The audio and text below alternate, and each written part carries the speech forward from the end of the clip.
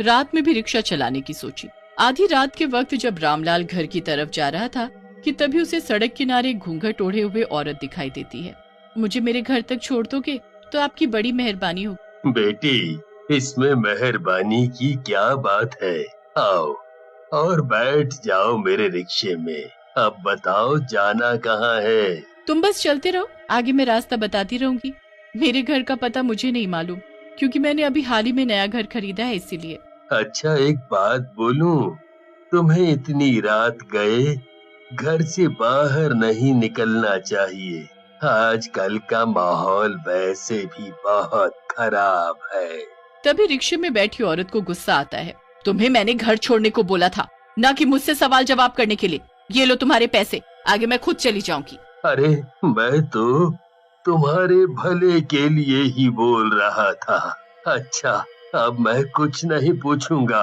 आओ बैठो, मैं छोड़ दूं तुम्हें तुम्हारे घर पर। वो औरत रामलाल की बात नहीं सुनती और अकेले ही चली जाती है आगे की ओर। भलाई का तो जमाना ही नहीं रहा आजकल। अरे, मैं तो इसलिए पूछ रहा था कि औरत जात है, अकेली सुनसान रास्ते पर है, तो ठीक ठाक उसके घर छोड़ दूं उसे। वो तो मैं था। अगर कोई चोर उचक्का होता और कोई ऊंच नीच हो जाती तो मुझे क्या, अब रात बहुत हो चुकी है, मुझे घर चलना होगा। रामलाल घर पहुंचता है और खा पी कर गहरी नींद में सो जाता है। तभी रामलाल को एक डरावना सपना आता है और घबराहट के मारे उसकी बाय बाय स्टिकी। कुछ नहीं, तुम सो जाओ, सुबह जल्दी भी उठना है फिर। रामलाल पत्नी को कुछ नहीं बताता सपने के बारे में। सुबह सुबह रामलाल फिर से निकल पड़ता है अपना रिक्शा लेकर। फिर वही सुबह से शाम और शाम से रात हो जाती है। रामलाल रात के वक्त अपने घर की ओर जा रहा होता है कि उसे फिर से उसी जगह वही औरत खड़ी दिखाई देती है। रामलाल उसे देखकर चौंक जाता है।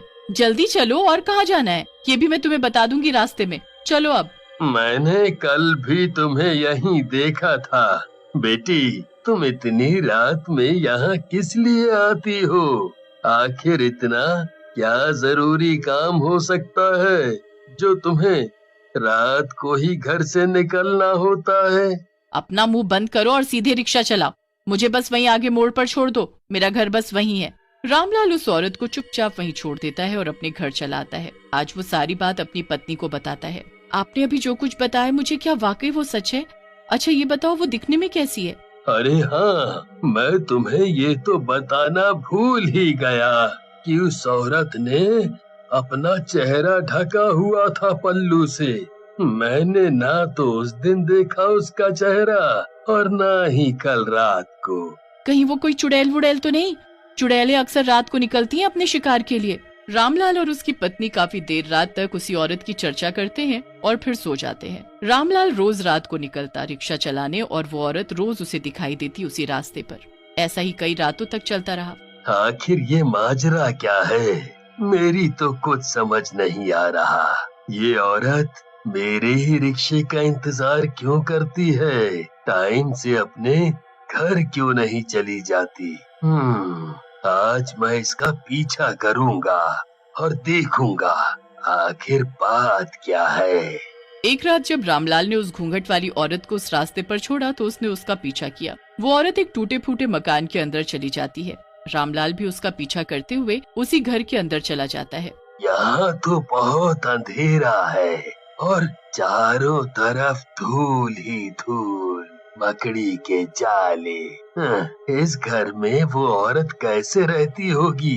ये घर कम और खंडहर ज्यादा लगता है। तभी रामलाल को वहाँ से किसी के चीखने चिल्लाने की आवाजें आने लगी।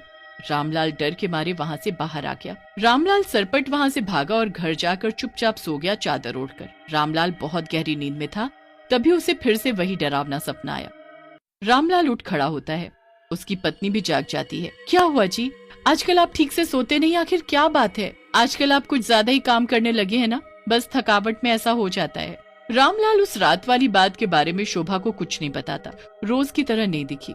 रामलाल उस वीरान घर में बिना डरे घुस जाता है।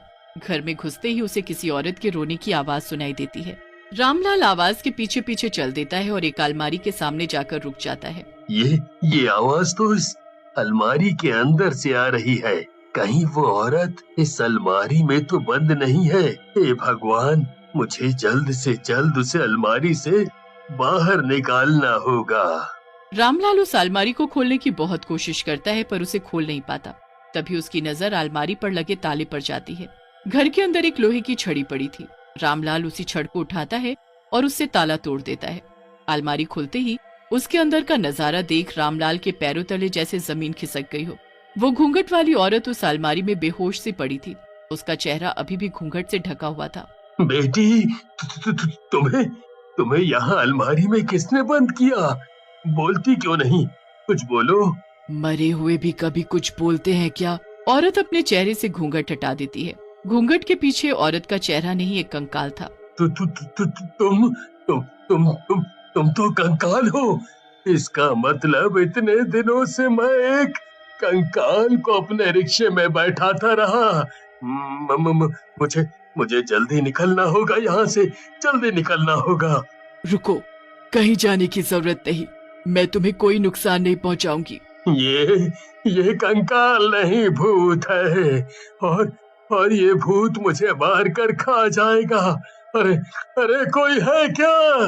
मुझे बचाओ, अरे मुझे बचाओ। जब मेरी आवाज किसी ने नहीं सुनी तो तुम्हारी आवाज कौन सुनेगा? तभी कंकाल एक औरत में बदल जाता है। रामलाल बिल्कुल शांत हो जाता है और उसे गहरी निगाहों से देखने लगता है। फिर उसके सिर पर हाथ रखकर बोलता है, बेटी, क्या बात है? मुझे बताओ अपना दुख। तुम्हारे साथ आखिर ऐसा क्या हुआ जो तुम्हारी हालत ऐसी हो गई? आपने मुझे बेटी बोला, मैं धन्य हो गई। मैं बताती हूँ कि आखिर मेरे साथ क्या हुआ। मेरा नाम रोशनी है। एक दिन मैं अपने घर की तरफ जा रही थी, तभी एक लड़का नितेश मेरे पास आया और बोला, क्या तुम सच में मुझे इतना प्यार करते हो? मैं तुमसे बहुत प्यार करता हूँ। क्या तुम मुझसे शादी करोगी? क्या तुम सच में मुझे इतना प्यार करते हो कि मेरे लिए अपनी जान भी दे सकते हो? नितेश का बेपनाह प्यार देखकर रोशनी शादी के लिए हाँ बोल देती है। रोशनी के माँ बाप रोशनी से बहुत प्यार करते थे, इसलिए वो भी इस शादी के लिए मान जाते हैं। रोशनी नितेश से शादी कर लेती है। नितेश बिल्कुल अकेला था। उसके पिता, भाई बहन कोई नहीं था। नितेश रोशनी से शादी करके उसे अपने घर ले आता है। तुम्हारा घर थोड़ा छोटा है पर है बहुत अच्छा।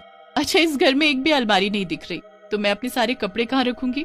नितेश रोशनी के लिए अगले दिन ही नई अलमारी खरीद लाता है। रोशनी अपने सभी कपड़े और जेवर उस अलमारी में लगा देती है।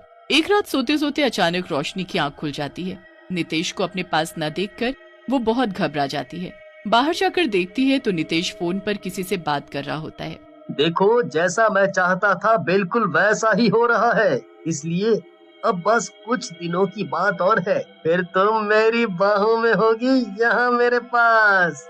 नितेश की बात सुनकर रोशनी घबरा जाती है। घबराहट के मारे उसके पास रखा फूलदान उससे गिर जाता है। हाँ, मैंने सब सुना। इससे तो यही लगता है कि तुम मुझसे नहीं किसी और से प्यार करते हो।